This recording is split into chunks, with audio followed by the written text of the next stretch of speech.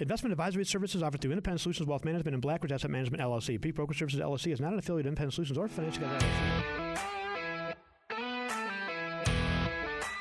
Podcast, baby! You're listening to The Financial Guys. And it doesn't matter, though, with Bernie. You could say oranges, and he'd say, everybody should have oranges for free. Billionaires!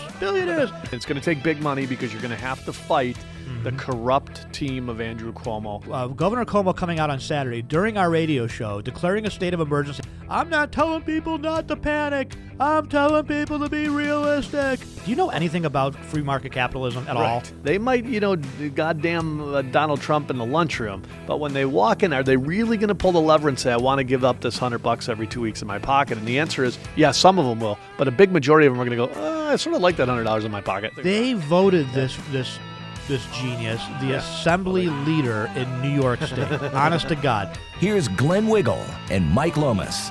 Alrighty, welcome back, everybody, to the Financial Guys podcast. If you're watching this on YouTube, you might notice that something is a little bit of amiss. We are not in our normal studio, of course. We are not really self-quarantining, but, trying to practice the social distancing and the isolation in an effort to, play ball to slow down the coronavirus, which doesn't seem to be working. And we'll talk a little bit about that.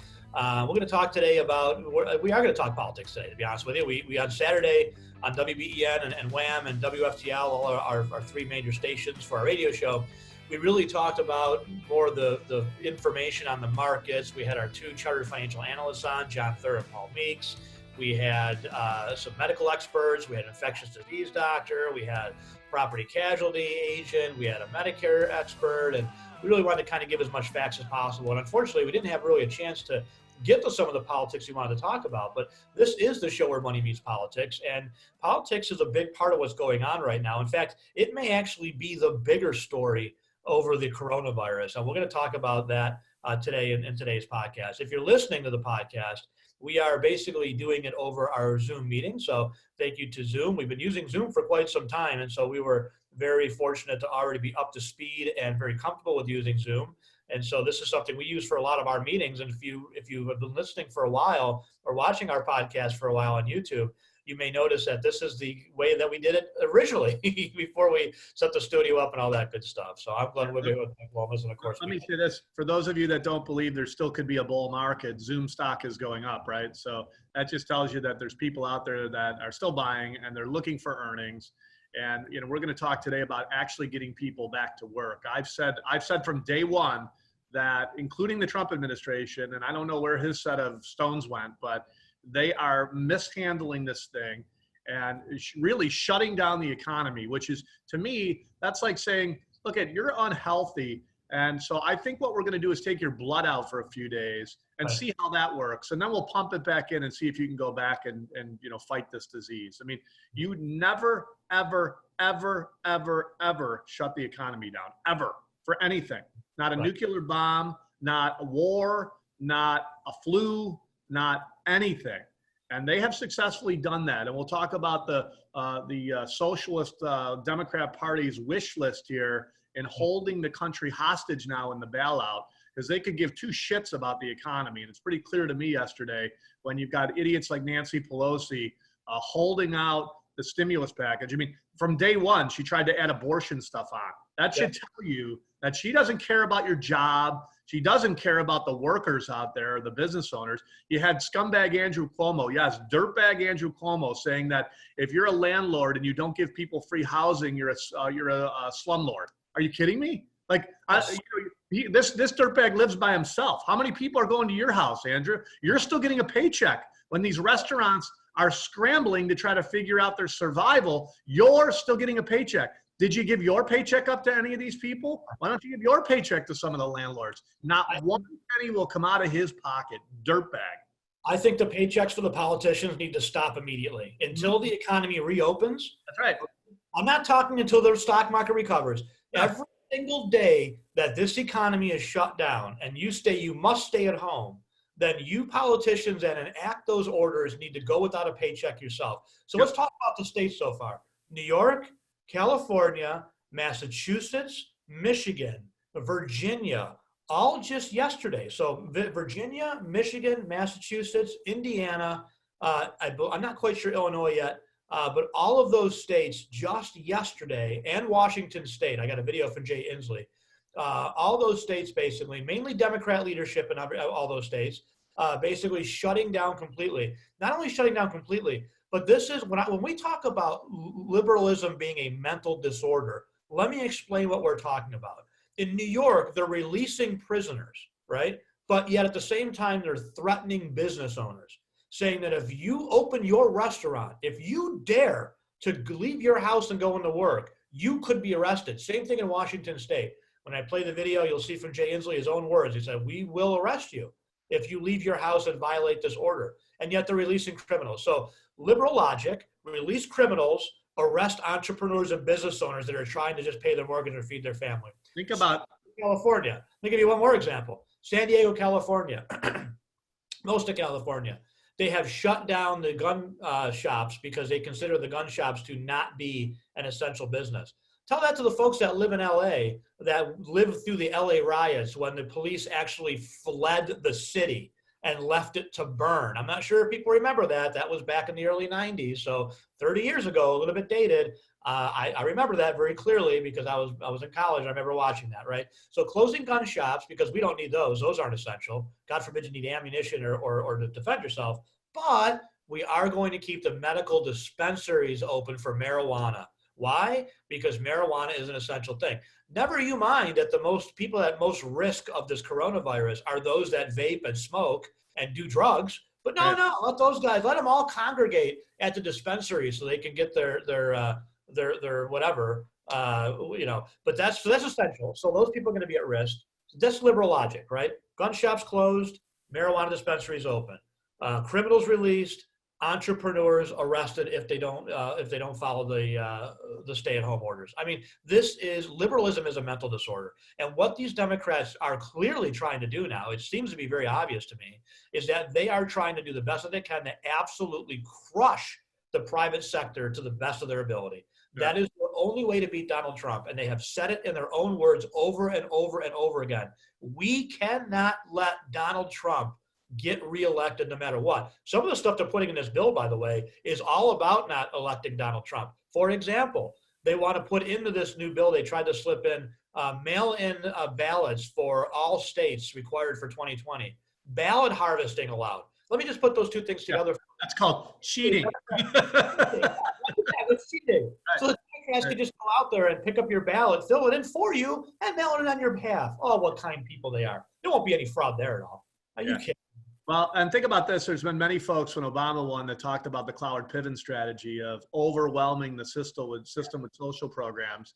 You know, we're going to have a $2 trillion bailout here at some point, and we've been saying this for years. And I think Donald's done a good job with, some deregulating and some cutting some corporate taxes. But we have to get our arms around this mess, and that means cutting the size of government. And you don't take a scalpel to it. You take a chainsaw that's as large as the eye can see to start to cut out some of these programs that have been miserable failures. But for those of you that, this isn't politically driven, give me a break. And I'm so sick of hearing, the swine flu is so much different. Why, really? We lost 12,000 people across the country. Did their lives not matter? We had, by the way, every single headline is all about doom and gloom, misinformation, and scaring the crap out of people. I was talking to a doctor yesterday, and she said, we are overwhelmingly busy at the hospital. And I said, is it the COVID-19, patients? She said, oh, no, there's not too many of them. She goes, it's everybody who farted and now needs to run into the hospital because they are so scared that they have this. Even though they are so far away from it, it doesn't matter. We still have to keep them there for 8 hours and let them go and tell them, no, you don't have this, but you've now wasted 8 hours of our time.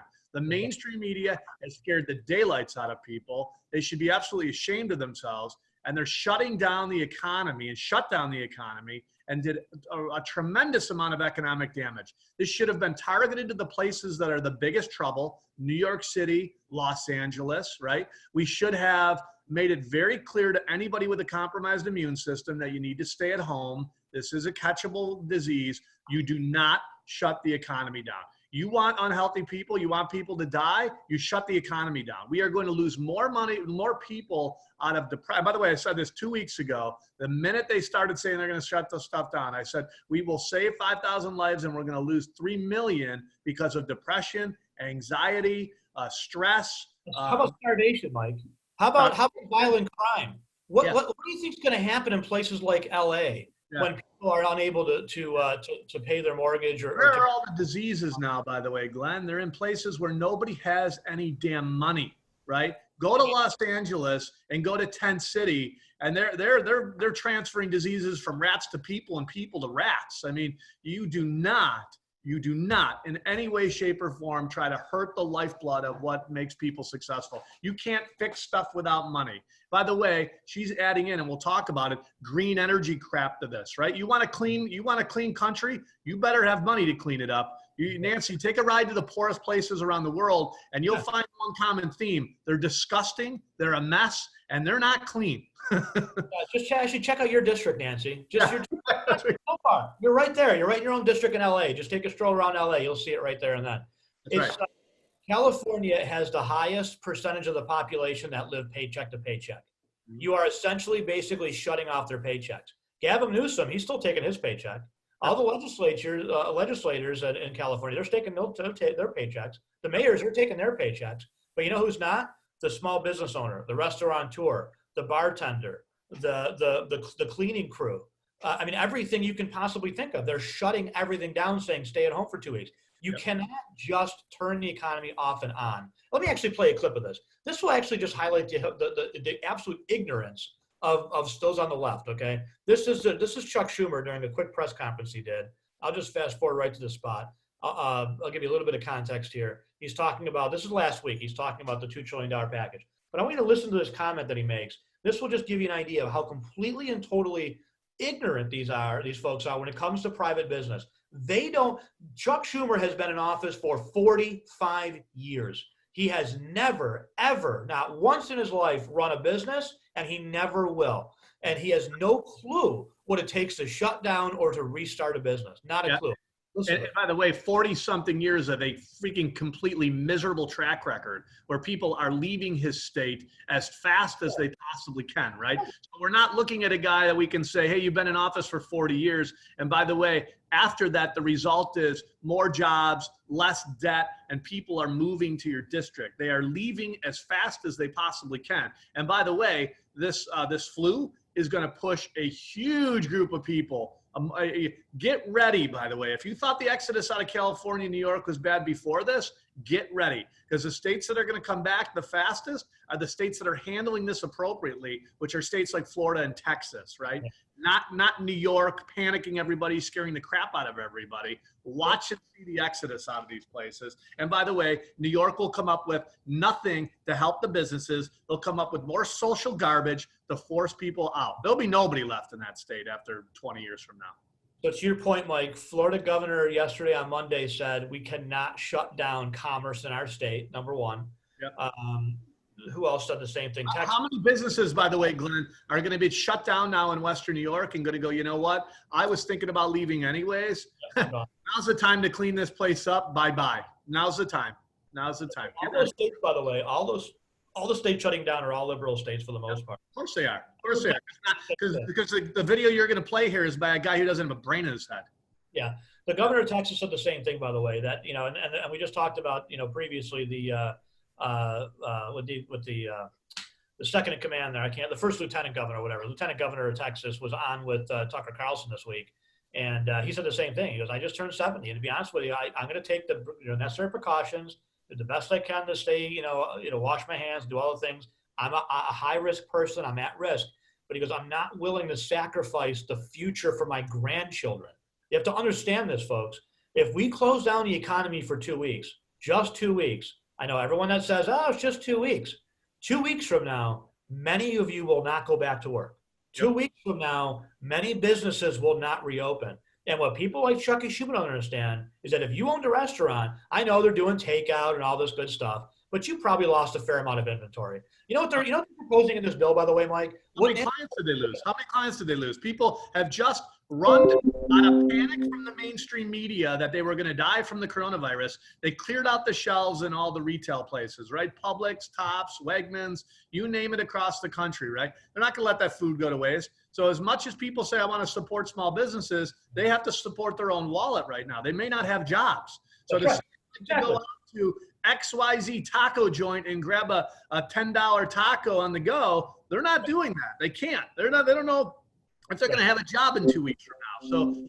So, yeah, play this clip. These it makes me sick. By the way, Andrew Cuomo, same deal. He, don't tell me this isn't political. He is smashing Donald Trump. Now, Donald Trump has said and had a conversation with every governor and said, look, I will support you no matter what it takes. And Andrew left that meeting, and instead of having a conversation with Trump, is now bashing, literally an hour later, was bashing the Trump administration, saying that they're not doing enough to support him. Well, I don't know. I mean, did you have a conversation with him? Do you have a specific list, Andrew, of what Trump said he would not do for you? Because I haven't heard that out of his mouth, and I certainly haven't heard it out of your mouth. What we've heard is you trying to run for president.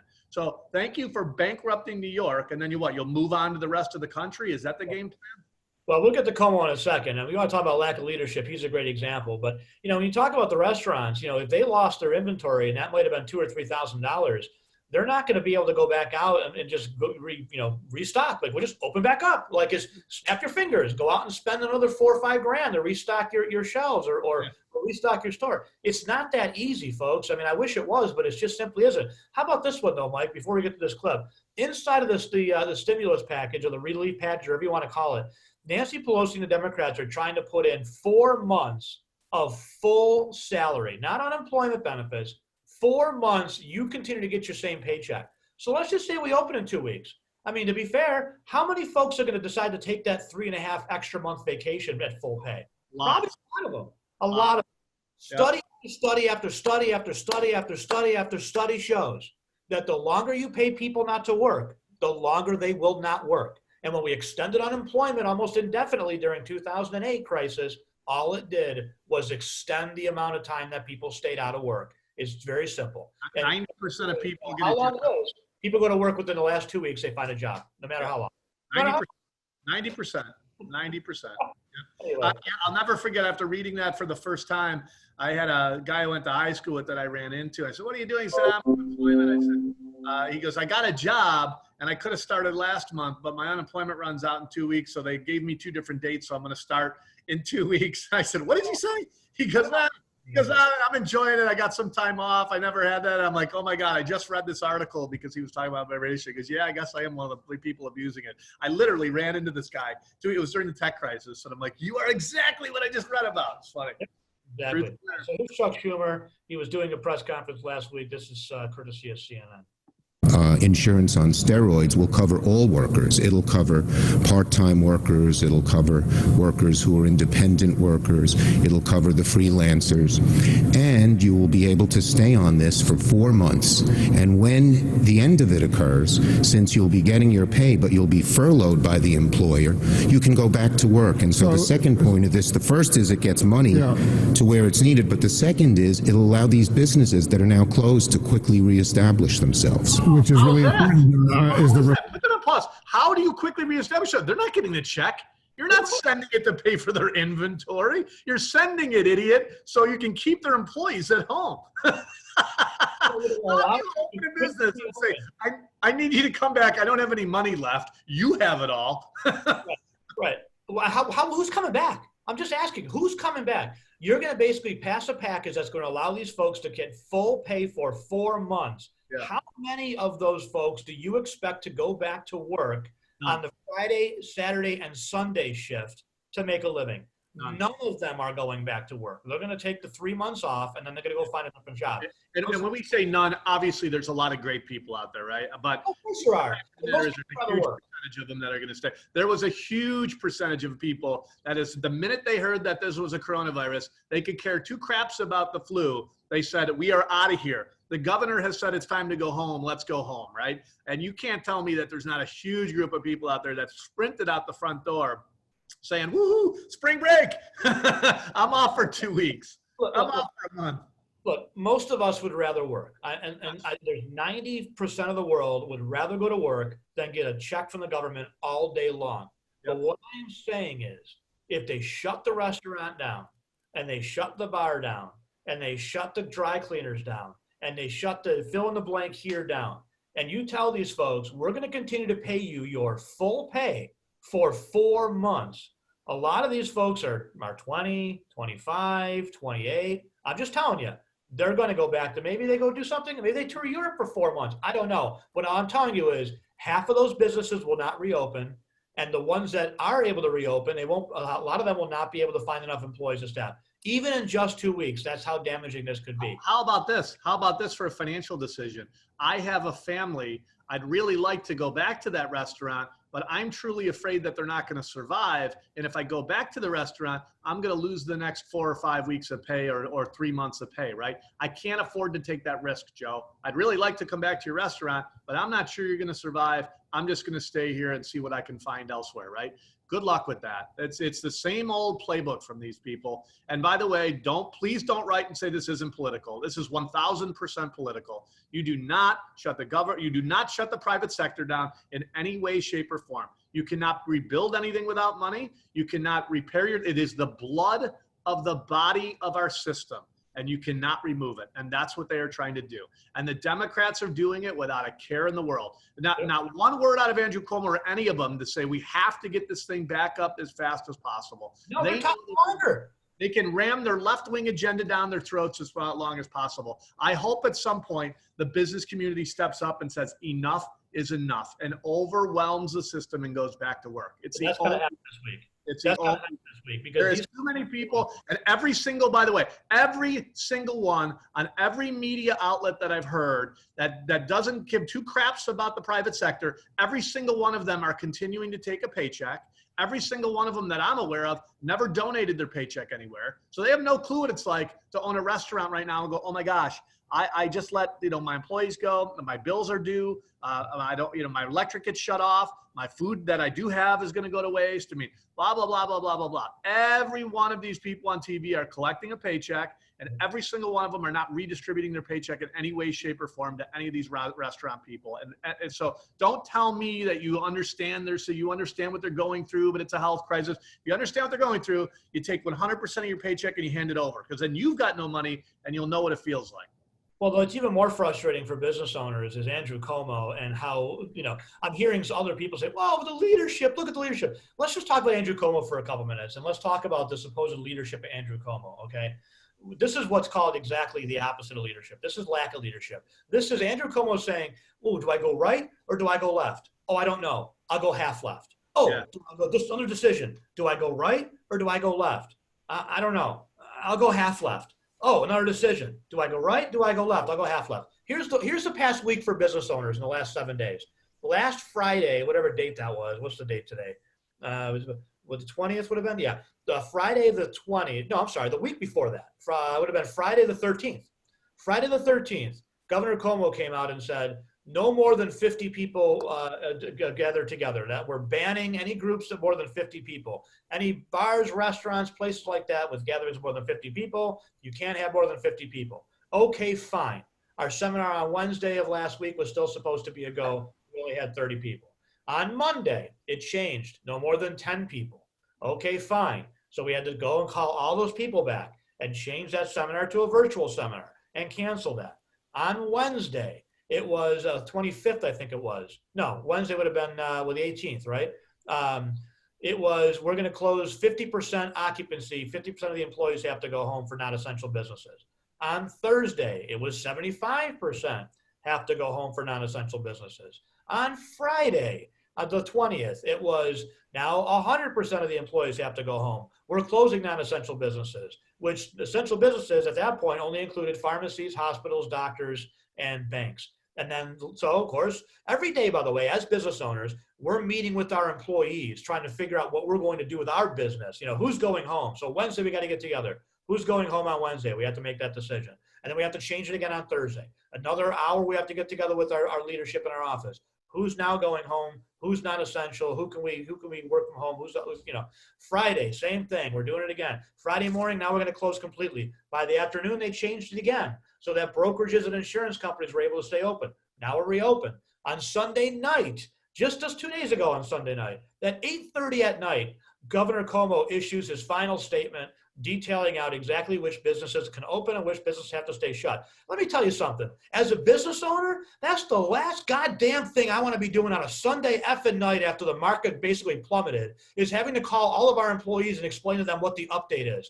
Thank you, Governor Cuomo, for 8 days of, I don't know, do we go left? Do we shut it down? Let's half shut it down. Let's half shut it down again. Let's shut these down. No, not these. We'll shut those down, not these.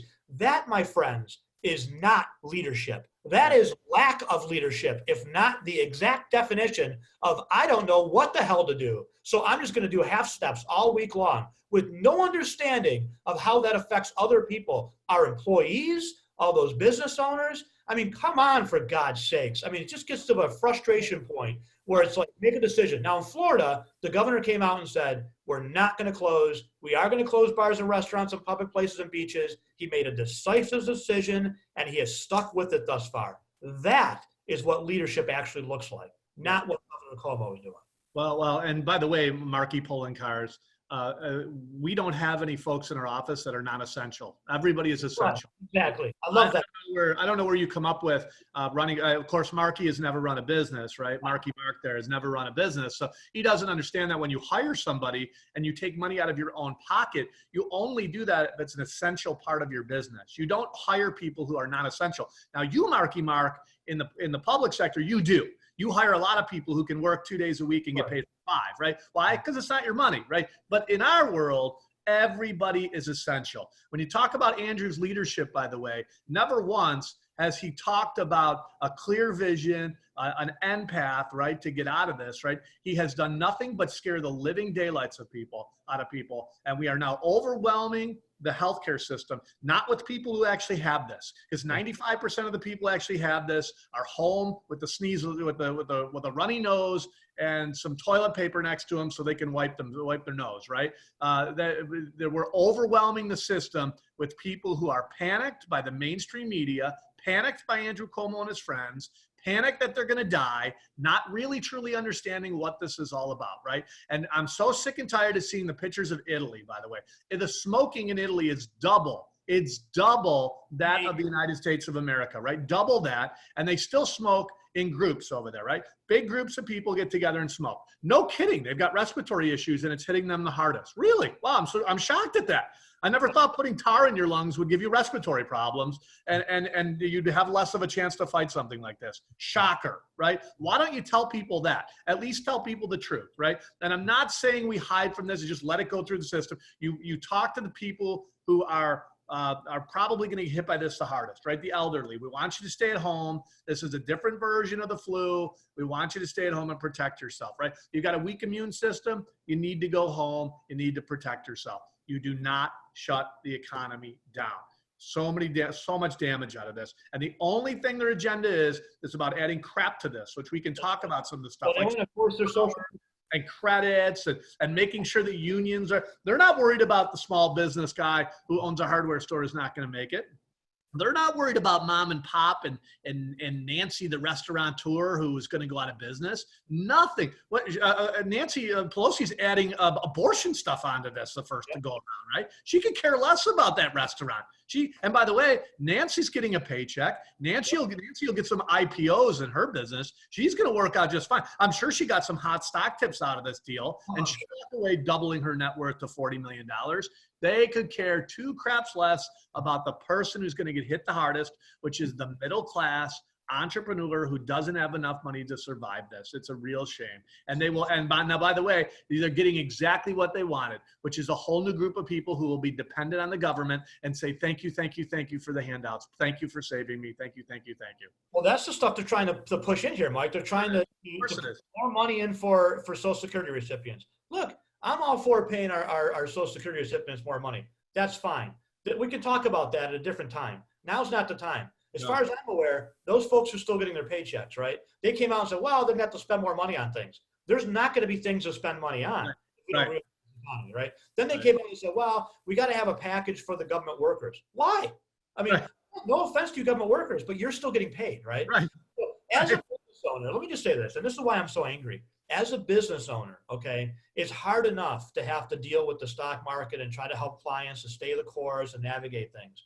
But as a business owner, to add insult to injury, when you're out there insulting us, right? And you're out there saying, you know, we're supposedly evil. This is what Governor Cuomo said this week, right? We're going to put eBay and Amazon out of business because we can make our own hand sanitizer, and shame on Purell for gouging people. I mean, meanwhile, he's manufacturing things with zero cost of labor. He's paying prisoners a nickel an hour. He's got slave. We got to track that, by the way. We got to track that. I'm telling you, and I'm gonna bet anybody out there a beer that we're gonna end up eating that. It's gonna end up costing us more money. It'll be like the toll booths now. The toll. By the way, I'm sorry, we could be here all day, right? Well, so supposedly Andrew comes out and says we're all gonna die of coronavirus, and then he says, instead of just waiving the goddamn tolls, he says it's an honor system where you hop on the thruway. They're not going to have anybody give you the ticket, but on the way out, you've got to tell them what exit you hopped on so they can still collect the goddamn money. Like, wouldn't you just say, look, if you really believe that these toll collectors are in harm's way, you would say, we're going to send them home. If you want to it, you might put some troopers there to say, look, we're going to shut off the thruway or whatever. But they kept the thruway open, and they're so dependent on this bullshit that they say, well, you tell us what exit you got out, we're going to give you a ticket, and you write the check in later. For those that don't know how the toll booths work in the state, you pull up over money. For those of you who live in a state that actually, so it doesn't have a state that has toll booths. So basically, in New York, the toll booths are open, right? So now everyone's going through the toll and basically interacting with this one person, right? Thousands and thousands of people handing over money. So these folks can interact all day. If you're a toll worker, you might as well just roll around infected bedding sheets from a nursing home or something. You're going to get it for sure, right? I mean, if the Erie County Department of Health says if you leave your house, you will get the coronavirus. If you're a toll booth worker, why would you even show up to work then, right? Why they get shut down the throughway? Just open up the damn toll gates and start collecting. Send the folks home, and if you don't want to pay them, don't pay them. I mean, I guess that's okay. That you'd feel like the private sector then. We're all in this together. Remember, you socialists are talking about all being in together. But let me get back to Cuomo for a second, and the fact that he's insulting business owners. So he attacked Purell and eBay and Amazon for price gouging when he was making his own hand sanitizer with basically prison labor, right? But now he's out there and he's saying, well, we need these landlords to be willing to not collect rent for the next 2 months. He actually went so far as to call them slumlords. I mean, so let's just take our business for a second. We own the building, we own the business, right? We're the landlords and the tenant. Okay, so great. You're going to tell us landlords, okay, don't collect rent from the business. Okay, hey, financial guys, don't pay us rent for the month. Okay, no problem. As the landlord, however, who's going to pay the mortgage? Do I pay the mortgage out of our own pocket, Mike, and we just take it out of our own bank account? Or do we call Evans National Bank? Hey, Evans, hey, guys over at Evans, if any of you vote Democrat, by the way, you might not get your mortgage payment this month because they're telling us don't pay the landlord. As the landlord, let me put that hat on for a second. As the landlord, I can no longer pay the bank. As the bank, you over at Evans may not be able to continue to function if you don't continue to get paid your mortgages, loans, and things like that. And within a matter of a month or so, everything dries up. And then we have the Great Depression. We don't want to go there, folks. We don't need to go there. States like New York and California are doing the wrong thing. States like Florida and Texas are doing the right thing. Now, let me say this. This is not in any way, shape, or form meant to minimize the danger of the virus. We certainly understand the danger of the virus. We're not saying it's not a threat. It is a threat, okay? A lot of people are going to sadly die. I'm hoping, with any luck, that we can create some sort of a vaccination, or we can create some sort of a treatment. And I'm hoping that our great free market capitalist society, which I know it can shift gears fast enough if the regulations are removed to produce enough ventilators and face masks and whatever other medical supplies. You've seen it all over the country this past week with different manufacturing plants shifting gears to provide the goods and services that are in demand right now. I'm confident that our system can handle this, but what we can't handle is another Great Depression where we shut down our economy. This right now is self-imposed damage, okay? It sounded good at first. Let's just shut everything down for a week. No problem at all. But then when realization sets in that, oh my gosh, like people can't pay, there's so many, half this country living paycheck to paycheck. And there are people that cannot go even 2 weeks without a paycheck, or they can't pay their mortgage. And then that landlord can't pay the bank. And then that bank can't pay their rent and their mortgage and things like that. It's a big ripple effect that just goes right across this country. And to be able to snap your fingers and reopen is not feasible. So we need to take this seriously from a virus standpoint. We need to do the best that we can to provide resources to the medical industry as much as we can to make sure that they stay stable and they stay productive. So they can handle these folks, the influx of people that we expect, but we cannot, sacrifice the future of our country and our grandchildren and children so that we can save, even 1 million Americans. I know it sounds terrible, and it's not meant to minimize how dangerous this virus is, but is 1 million people worth sacrificing the entire future of our economy? And when people say, oh, it's money, guys, it's just money. You guys are putting money over lives. Let me tell you something. Millions of people starved to death during the Great Depression.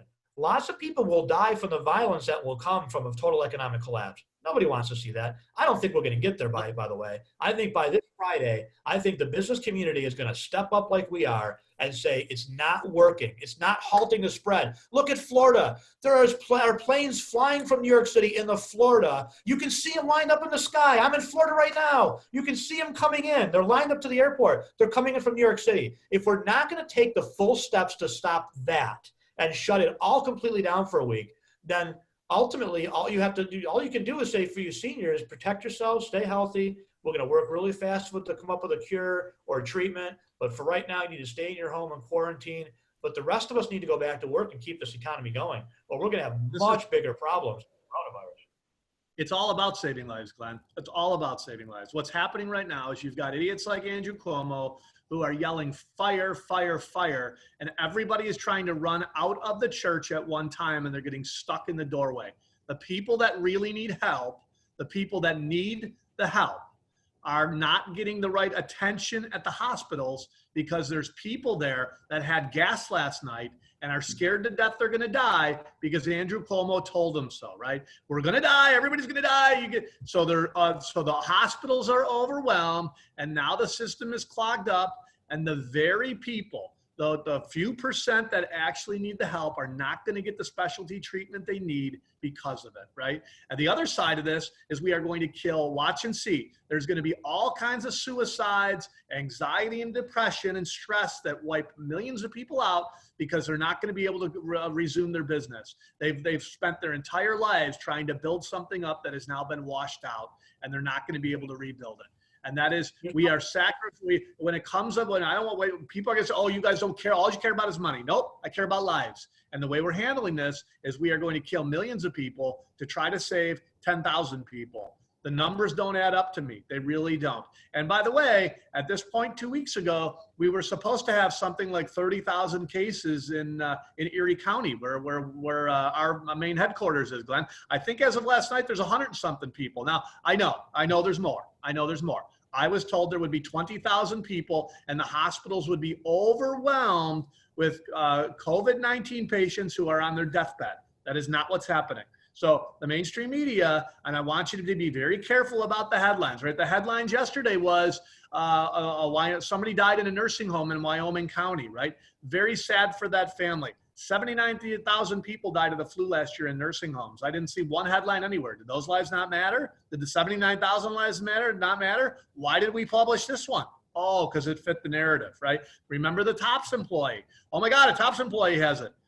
Forgot to tell everybody. They actually never went into TOPS. What about the M&T Bank employee? Oh, forgot to tell everybody. That M&T Bank employee never went into M&T. Read the headlines, folks. Read the headlines. This is all about saving lives. If you yell fire without an orderly process to it, people are going to get stuck in the hallway and more will die than be saved. And that's what's happening right now.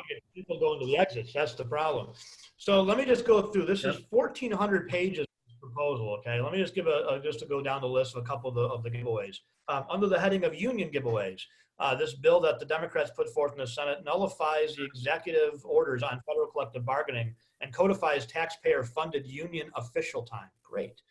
Requires labor union representation on every airline board of directors, multi-employer pension bailout, lacking needed reform. So let's see what else we got on this thing. Where's my rest of my? So let's worry about the future pensions right now, at this minute, when people cannot open up their restaurants and their hardware stores. Let's worry about the pensions that are going to hit 20 years from now.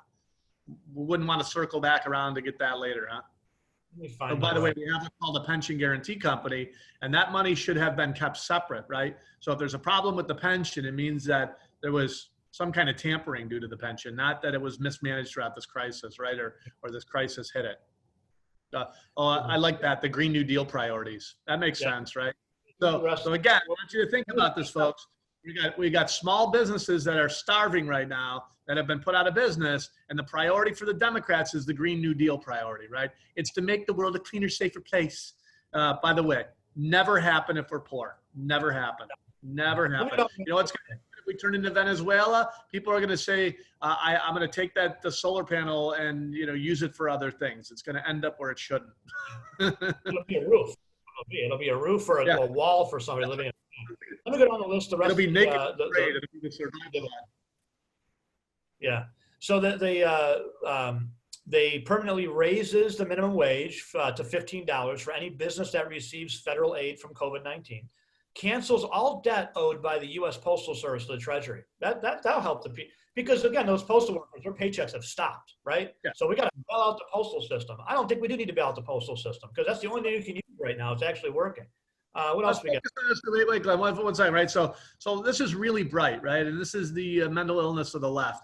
So we've got businesses that are going to be struggling to reopen, probably many of them losing their inventories, right? Many of them losing their businesses altogether. But let's just say they can get back on their feet and reopen. I think what a bright time it would be to demand higher wages from their employees. Can't think of a better thing to do than to say to somebody who's struggling to open their business, you were able to pay Mrs. Smith $13.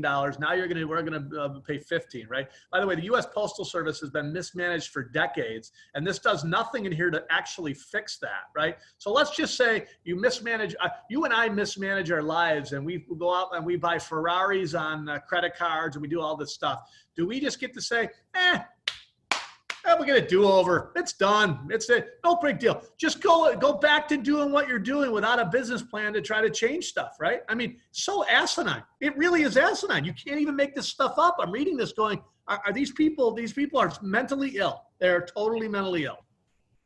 To do the same thing over and over again and say, wow, we got to have more government, more bigger government, and that's the solution. Again, you have to have a mental disorder. Let me go down the rest of the list, though, because you'll love all these. But here's some of the Green New Deal priorities, right? Requires all airlines that receive assistance to offset carbon emissions for domestic flights by 2025. So that'll be good for the airline industry. Let's just shackle them going forward so they have no chance of recovery, right? Includes $1 billion for cash recovery. Let's say you have no money right now. You're going bankrupt. But what we really want you to do is put on the table building new airplanes right now. Oh, okay. Makes sense. Great. But not only just airplanes, they're going to buy fuel efficient planes. Oh, yeah. I'm telling you what, I am not getting on a plane that's run by solar panels. I'm just telling you, I'm not doing it. I want a gasoline engine. I want to see, rocket fuel, jet fuel, whatever. I will stick with fossil fuels until the windmills actually, power the planes. Let's see, includes expansive new tax credit for solar and wind, because why not give a tax credit for solar and wind? All those dozens of people working in that industry. Yeah. Loan forgiveness. Did the windmills stop blowing during this crisis? They need a bailout because they're not actually working during this time of need. I would think at this time of need, if we are going through a crisis, I would think the windmills should be a business model that's actually working now, right? But apparently it's not working. Apparently it's broken even now, and they need to bail out. Makes sense. So they wanted to add 10,000 blanket loan forgiveness for student loans because, everyone's paying 10 grand a month. I thought we were only going to shut down for a month. Are we shutting down for 10 months now? I mean, most student loans are probably about $1 grand or $2 a month, I would guess, right? So we're going to wait the whole year clean? So we're just going to waive the whole 10 grand for you? Great. I guess I should stop paying for my daughter's college and just rack up more loans. In fact, I did take a loan her first year just so I can build some credit. I'm not going to pay that loan off right now because I gifted. They're going to give us 10 grand. I'm just take that and wipe out that loan. Why bother? Yeah, I'm sure there's some little language on the bottom that says, "Oh, you're a small business owner, Glenn, so Oh, go screw yourself." if your income's over a certain level, you don't qualify, I'm sure. Right. Okay. There's some little writing on the bottom, real tiny print that says, "You're a small business owner, go screw yourself." Yeah. Oh, you that work 6 days a week for the last 20 years. Oh, wow, you can afford it. I gotcha. Okay. Let's see. Under federalizing elections, this is where you really get an idea of what the Democrat goals are. Whole, Corona crisis that they're capitalizing on. By the way, we don't want to forget this. I got to go look at this right now because I'm going to forget. Wait. While you're doing that, right? This is where Donald Trump needs to step up, dude. You've had a backbone forever, and where are you now? I would be all over Twitter. I would be all over the national news. I would say this should tell everyone in the country what the Democrat Party is all about during this crisis, because they are trying to put together a system to steal the next election. It's really clear right here, right? Has absolutely nothing to do with the bailout. Absolutely nothing in saving your business. Absolutely nothing with saving your job, right? I mean, I would think it would be clear to everybody in the country that there is no worse time to talk about this kind of garbage than right now, right? But Trump's got to get them in a room. He's got to pull Nancy and Chucky in a room and call them out on national television. The mainstream media is going to have to show up because all three of them are going to be there, and it'll be primetime TV. He's got to start calling them out. He did a little of it the other day. He said, well, we're not going to shut the economy down. He's got to get a backbone. Should have been 2 weeks ago. Should have been 2 weeks ago. He's starting to realize, here's what President Trump is trying to play, okay? And I understand what he's trying to do. What he's basically saying is, listen, I'm not going to put an order out there to shut down the country. If you governors want to do it, you go ahead and do it. So number one, he said, I'm not going to be responsible, because if he did shut down everything, he'd look like as a dictator, right? So you do it on your own. But I think, he was in a precarious position, because if this thing spreads like we know it can, he's going to, if he says we can't shut things down and he fights it, he's going to look like he's heartless. He's going to look like he didn't give it serious thought. He's going to look like, and the Democrats say he's more worried about money and everything else like that than American lives. At this point, we have tried the experiment. It's not working. I mean, the markets are up today. We limited up today in the open. I'm not sure where we're going to end. Well, this is 10-11, right? It's 10-11. Let's see, right? Let's see what's going on. It's only, we'll see where it ends, but I don't know. To me, can I just talk about that for a second? Look, obviously we're smashing what's going on in the political environment right now. But let me tell you something. And for those of you who say the stock market won't come back, the stock market will come back. It will have nothing to do with Nancy Pelosi or Schumer or even Donald Trump, right? I have seen the most amazing things from entrepreneurs in this country. And I said this, by the way, on a radio show interview 2 weeks ago. I said what they're discounting here, and the stock market has priced in the Great Depression, but what it's not taking into play is technology and the entrepreneurial spirit of the American worker, right? The American business owner, the risk taker. And my daughter's dance teacher put together a Zoom meeting and is doing classes from her house, and she's got all the girls in the Zoom and all that stuff, right? But she's continuing to operate.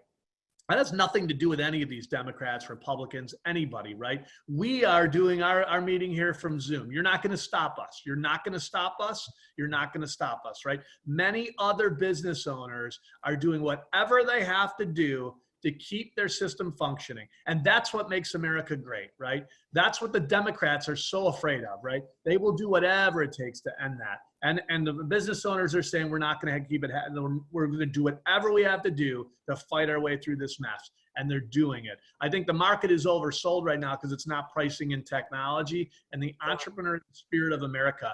And it will come back. Different sectors are going to come back. You need to realign your portfolio, take advantage of this opportunity to make sure you own good stuff. If you own good stuff, it will come racing back, and it'll come back bigger and better than ever. Do I know when? No, I don't have a crystal ball.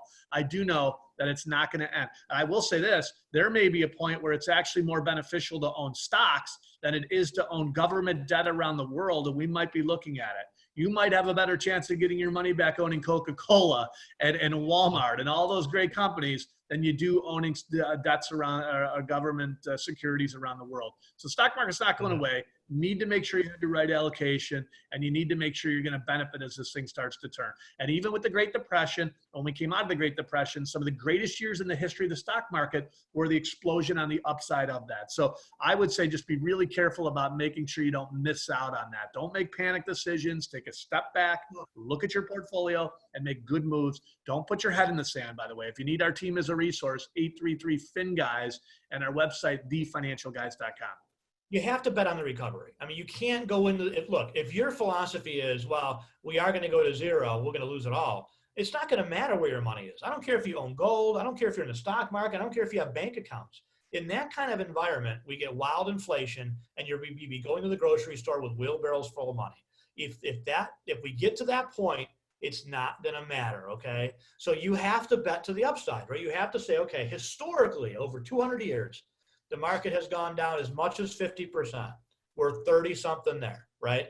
If we go further, and again, if we get to a Great Depression standpoint, it's a whole other world at that point, right? It's a different environment. So you have to bet to the upside. But to your point, Mike, about technology, yes, my son's drum instruction went on yesterday as planned via Zoom meeting, right? There's things that are going on via Zoom meeting, but a lot of things are face-to-face businesses that cannot be replaced with technology. You cannot cut my hair over the computer, right? You're not going to do my wife's nails over the computer, right? There's a lot. You're not going to serve me dinner and have a family dinner, right? You can't do it. You can't do it. You can try, but you can't do it, right? So there's a lot of things that are just required to be face-to-face, and a lot of those businesses are going to suffer tremendously when they start throwing around. I'm not talking about some left-wing or right-wing pundit throwing this number out. The Federal Reserve, I think it was Ballard that threw out a 30% potential unemployment rate for the second quarter. Do you know what a 30% unemployment rate looks like? We didn't hit 30% during the Great Depression. Right. Think about 1 out of every 3 people losing their job. And to be honest, when you start to think about this, our neighbor, fortunately, he was able to get his job back because he ended up being essential to the company, thank God, right? But out of 100 people, they only hired back 14. How about this? Last Friday, he's going along thinking, okay, well, hopefully, we're switching to Zoom. They started to film some of their production. And then Governor Cuomo came along. Now, their plant's in Ohio, Cincinnati, Ohio. The governor came out of New York and said, we're shutting New York down. We're closed for business. He's got to do this big grandstanding thing. We're, of New York, we're going to fight you. Whatever. He's going to give his grandstanding speech. As soon as Governor Cuomo did that, though, this company said they called all the employees together, 100 employees, got on a phone call. He said, guys, New York just shut down. That's half of our business. I'm shutting down the plant completely. Your last paycheck is next week. Good luck. You're all fired. That's what he said. 100 people go home to their spouses and families and go, oh, my God, I just lost my job. There's no indefinite. For all you liberals that go, shame on that business owner, why don't you start your own business and pay them now? This is a great time for you to step up to the plate. Right? A great time, by the way. And I've said that from day one. Andrew Cuomo, how much of your paycheck have you donated to small businesses, right? Donald Trump, by the way, has donated 100% of his paychecks to the charities, right? Andrew, why don't you step up, live in a tent? Why don't you give up you're a single guy, give up your mansion and let some homeless people move in there right now. Now's a great time to prove us all wrong, right? Nah, he'll be in his mansion by himself with his bag of chips and his Bud Light with his feet up going on, not giving a penny of it. And by the way, he won't miss one paycheck. Not one of his paychecks will not get cleared through this whole mess. Trust me, folks. Not one. For those of you that say you guys are wrong, this is not political, I want you to read this quote that I have highlighted on the screen right now. This is from my Majority Whip, James Clyburn, Democrat, South Carolina. Quote, this is a tremendous opportunity to restructure things to fit our vision. You see, folks, they can't get Bernie Sanders in. They know they can't beat Trump. They cannot elect the people that they want to put in office. And even if they did, they cannot be honest about what they want to do. What they want to do is during the last crisis, we lost our student loan industry. They took over our healthcare industry with Obamacare. During the last 2008 crisis, Democrats were able to seize 1/6 of our private sector economy.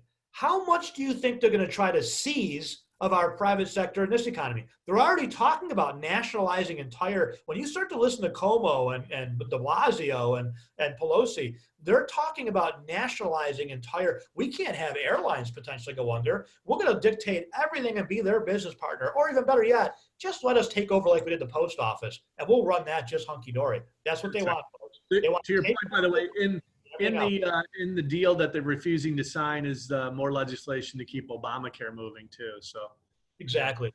Let me go back to that. Let me go back to this for a second, because some of this stuff is outrageous. This is on top of what the Clyburn just said. I want you to think about these federal elections proposals that they're trying to slip in here, and really think about what are the Democrats really trying to do here. Mandates how states must run elections, including the nationalization of ballot harvesting, requiring early voting, same-day registration, and no excuse vote by mail.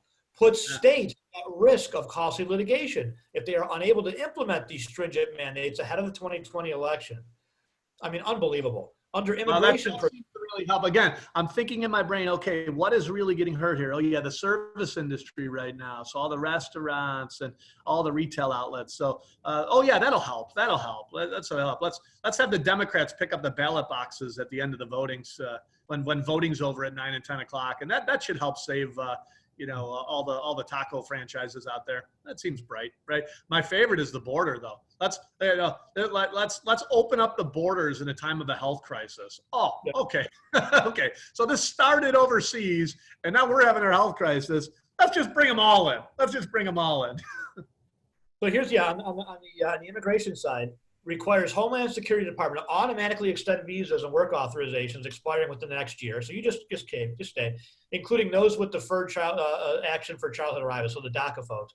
Limits customs, this is the best part, limits Customs and Border Patrol's ability to shut down processing centers if there's a health crisis on the border. So Cuomo can shut down bars, restaurants, and nightclubs, but we're gonna try to put a bill in so that we can't shut down detention centers or processing centers if there's a health crisis. What I just said, right? So we go through a healthcare crisis that started overseas, and now we're going to limit their authority or our powers to allow people back and forth. Beyond scary, right? Beyond scary.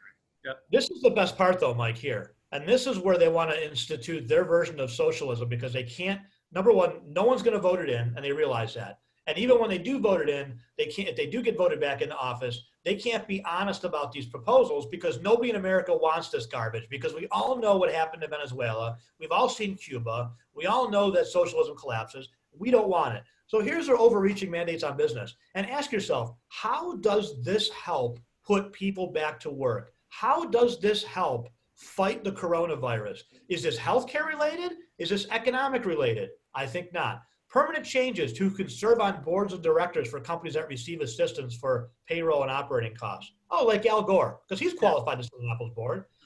Mandatory disclosure on supply chain management. So now you're going to have to tell everybody where you're getting all your supplies from, because, businesses like to disclose exactly where they're getting their stuff because their competition. So much for having a competitive advantage, right?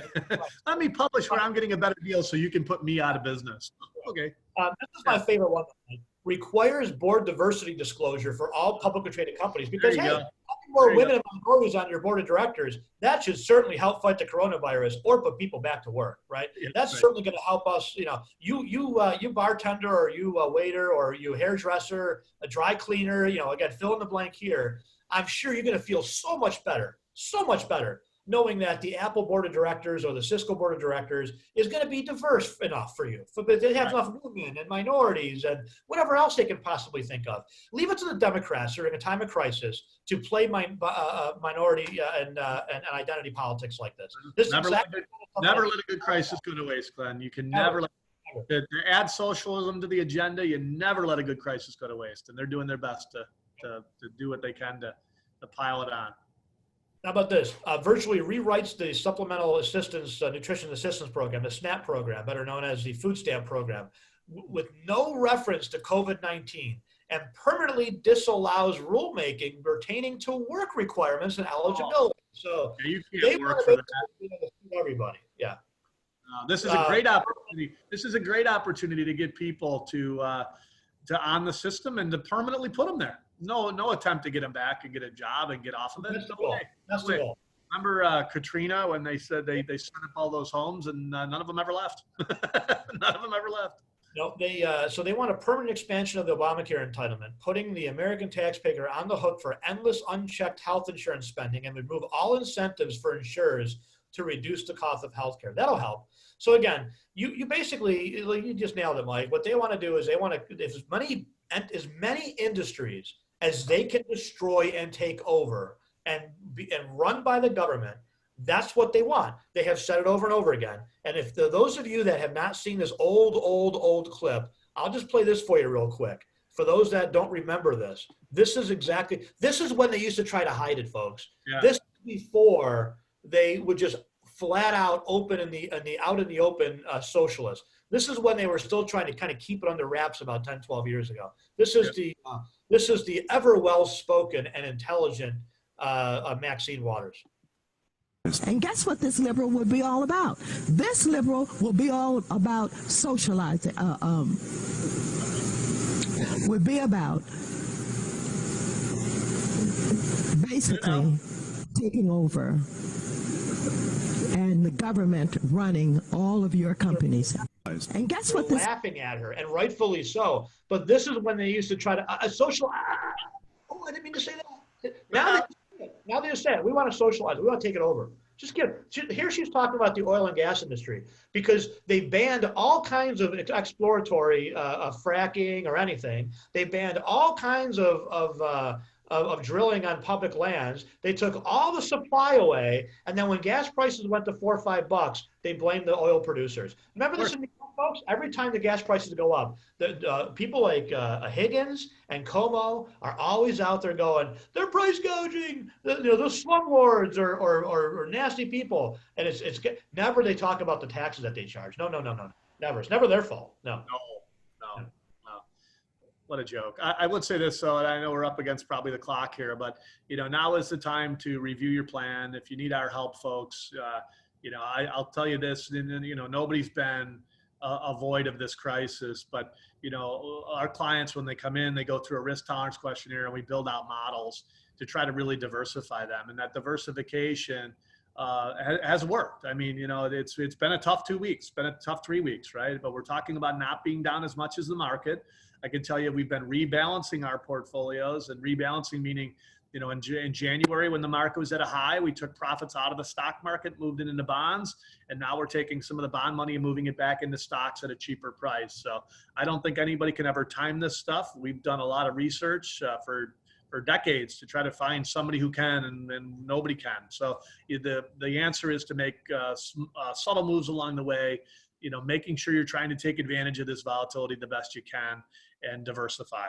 And if you have a good plan like that and you're embracing technology, you'll be okay. You'll weather the storm. If you don't, now is the time to make sure you're re-diversified and set up for the next wave coming forward, because last year's winners are not going to be next year's winners. And so you really got to take an opportunity to take a step back, make sure you own good quality stuff. The quality stuff is on sale right now, so there's no reason to own junk. Sometimes people will go out and say, I'm going to buy this junk portfolio thinking that I'm going to have a better opportunity to make money. And I think now there's a lot of quality stuff out there. Make sure you own the quality stuff as it starts to rebound. That's for sure.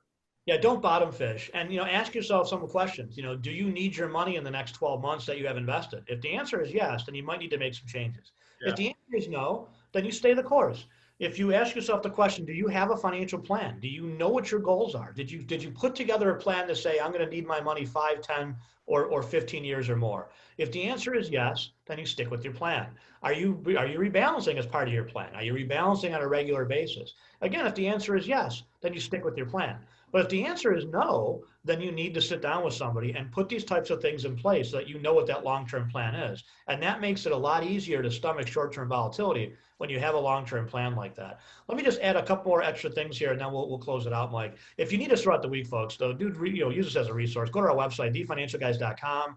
We'll answer any of your questions. You don't need to be a client. You can just use our hotline and call our office. We'll try to help you the best we can, talk you off the ledge. Even if you have no investable assets other than your 401k, we'll do the best we can to advise you, to the best of our ability. Obviously, without knowing your personal circumstances and going through a homework process, there's only so much information or advice that we can give you. But we'll certainly, we are here for you if you need us to just simply ask questions about, IRA distributions and whatever is on your mind. If you just need a shoulder to cry on, you can call us as well, and we'll be happy to talk to you. When it comes to the business environment, I think what you're going to see this week is you're going to see business owners say enough is enough. I think you're going to see people in general say enough is enough. And let me just end with a couple of things. This is the governor of Washington, okay? This is Governor Inslee, who, if you remember, actually ran for president this time. He was in the Democrat pool of clown shows there. But he's talking about basically his order to stay at home, right? You must stay at home. And I'll just play a little bit of this clip and how ignorant this is. I got to tell you something. I'm not we go between New York and Florida, and I'm in Florida right now. But if I was in New York, and they were to say, you cannot leave your home, I hate to say it, but I am the person that rebels against authority, which is part of the reason we own our own companies, because I could not deal with the Payne-Weber laws, as 20 some odd years ago. But as soon as you tell me you cannot go outside, I'm walking out the front door and strolling down the street. I'm just telling you. Well, right? There's one thing about social distancing and trying to help, and end this thing. I get that, okay. But there's another thing to tell me I can't go take a jog down the street. Go to hell. I get that, exactly. Let me just play this clip real quick. And this is amazing how you are banned from getting together. You cannot get together in groups of more than 10. I got to tell you, I don't know. I don't care if it's corona. I don't care if it's swine flu. You cannot suspend constitutional rights because you feel like it, governors, any of you, okay? There's a First Amendment right to get together, to assemble. If we want to assemble, we'll get a damn right assemble. Again, during the crisis, we're going to do the best we can to not unnecessarily do things. But just because there's a crisis, it doesn't give these politicians the right to absolutely trample our First Amendment, our Second Amendment, and all the other amendments that they feel like trampling. It is what they're trying to take away as much as they can. It's not right. Let me play this clip here quick. This is about 3 minutes, but I can skip through it a bit. This fight.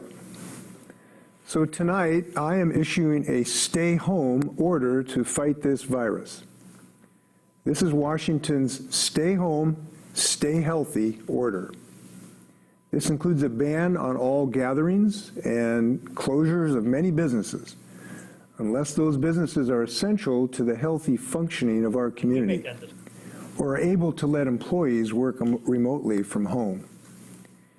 It is still safe to go outside using social distancing of 6 feet, but really only for essential purposes. The grocery stores, doctor's offices, and other essential businesses will remain open. Can I stop for a second? So we're all going to stay in our houses, right? We're going to not go anywhere except for grocery stores, pharmacies, hardware stores, all other essential businesses that we need to, marijuana shops, blah, blah, blah, blah, blah, blah. No gun stores. No gun stores. Yeah. I hate to say it, but what's the point? It's like we sent all the kids home from school and then had them all come back in for their school lunches. Right. What, am I missing something? No, you are. These people are mentally ill, right? My favorite is you're watching people say, well, 100% of people are going to get it. Okay, then just get it over with. I mean, honest to God. So we're gonna cause a Great Depression. We're gonna cause millions of people to lose their businesses and millions of people to become depressed, to have anxiety, stress, die at an early age, millions and millions of people, and we're going to catch this anyways. Okay, that makes a lot of sense. So we don't want to, we've got to flatten the curve, Mike, so we don't overwhelm the system. Apparently, we're overwhelmed as we speak. By the way, China's going back to work and Italy's numbers are down, right? So I pray this is a Tuesday morning that this malaria drug actually will hurt or help the folks that are really sick. So we can just say, okay, and now's the time to go back to work. If you get this, get in immediately, get the drugs you need, and let's move on with our lives. Let me play a little more of this clip. This also does not prohibit people from merely going outside to enjoy a walk on a sunny spring day. So life will go on. But for all of us in every part of Washington, it has to do so with this in mind. Stay home. Stay healthy. The less time you spend out in public, the more lives we can save, the more time we can buy to fight the waves of this virus coming down on us now and in the immediate future. I'd like to talk with you about this order and what it means for you and your loved ones and our communities. This order builds on other unprecedented steps we have had to take to protect Washingtonians already, including the closure of schools, restaurants, entertainment venues, and other businesses where people congregate. We've been thoughtful and deliberate in making these very tough choices. And I've been very clear on the need for Washingtonians to stay home already. But I have heard from health professionals, local officials, and others that people still aren't practicing these precautions. And that is one of the reasons why we have to take these steps. These measures are more stringent, and our goal is the same: to reduce social interactions, physical interactions, where this highly contagious virus can spread. This weapon, distancing ourselves, is the only weapon against this virus. And we have proven that it can work, but only if we actually use it. Now, here's what this order will do. Effective for a minimum of 2 weeks, it essentially requires every Washingtonian to minimize physical contact with others unless they're pursuing some essential activities, like grocery shopping, going to a doctor's appointment, or the pharmacy, or if they work at a business deemed essential to the continued functioning during an emergency. So this does not mean you can't go outside. No. If you feel like going for a walk, gardening, going for a bike ride, we consider these things essential activity too for everyone's physical and mental health. Good. We all just need to practice social distancing of at least 6 feet to protect ourselves and others everywhere, all the time. Unless you're going to eat at the grocery Order will immediately ban all gatherings of people for social, spiritual, and recreational purposes. This includes events. Back that up. This order will. Unless you plan on going to the grocery store, then you can touch everything, and nobody will catch it there. I want to listen to language, though. This order will immediately ban the gatherings. Again, that is a direct violation of the First Amendment to the Constitution.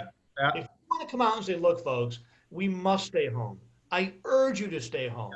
I'm begging you to stay home. But the minute you say, I demand or I command or whatever, let me finish the rest of this. That's good where you're going to have a lot of problems, I think.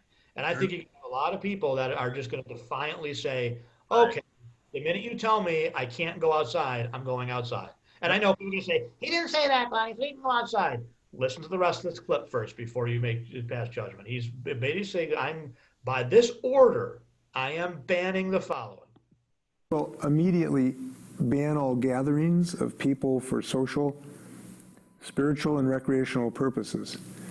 This includes events that affect the old and the young in our state. If you want to have parties on the beach or play pickup basketball at the park or have sleepovers, these are no longer allowed for at least a couple weeks. These are no longer allowed. This also applies to some of the most important gatherings in people's lives, like weddings and funerals. It's real simple, folks. Your immune system is compromised. By the way, I've never heard one of these elected officials talk about making sure you do vitamins, vitamin C, build up your immune system, right? It's all about panic. It's all about, there's really nothing that's going to, this thing's coming, folks, and it's going to take you out, right? Let me let you in a little secret. If you think you've got a weak immune system, stay at home, right? We'll wait this thing out, right? Encourage the business owners, which 99.9% of business owners would say, look, you've got some kind of medical condition. We want you to stay at home because we need you back, right? But you don't tell everybody they're not going out. You're not allowed to gather. You tell me, I can't go next door and have a beer with my neighbor because you're telling me not to go. Where is this? Is this what, Nazi Germany? I mean, nut job. That's what the governor just said.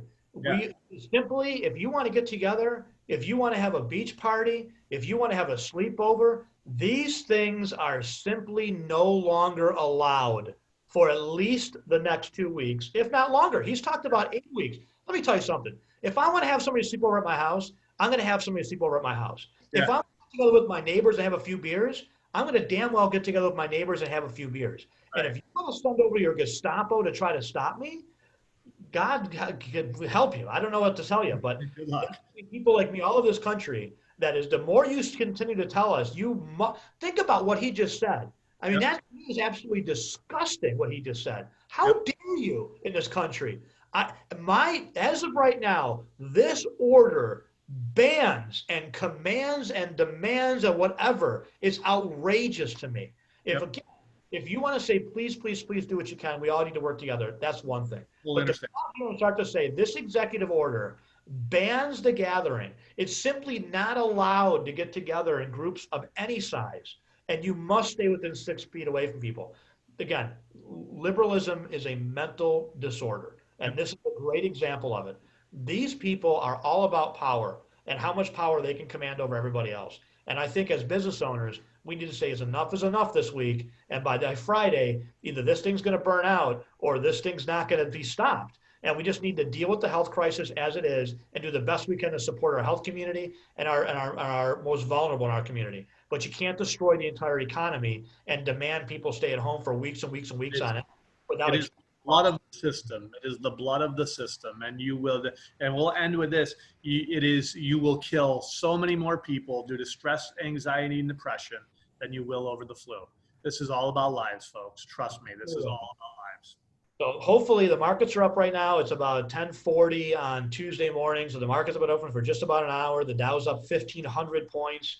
I hope that it stays there. But again, it's up based on the hopes that there's going to be a Senate deal. Anything short of spectacular is going to be disappointment. I even think that the news itself, even if it is spectacular, might be disappointment. Look, when the Federal Reserve comes out on Monday morning, and says, we'll buy everything, we'll buy bonds, we'll buy any asset in the open market, we can do that, and the markets plunge 1,000 points, that tells you that we're not looking for a Federal Reserve solution, and I don't think that the markets are looking for a government stimulus or bailout solution either. What the markets are looking for is for the economy to reopen and for people to go back to work. We'll fight the virus. We'll do the best that we can. We'll reallocate resources where necessary, but we cannot destroy our economy in the process. And as President Trump accurately put it on Sunday, we cannot let the solution be worse than the virus. And that's what we're ultimately doing right now. And by the way, we both said that 2 weeks ago, 2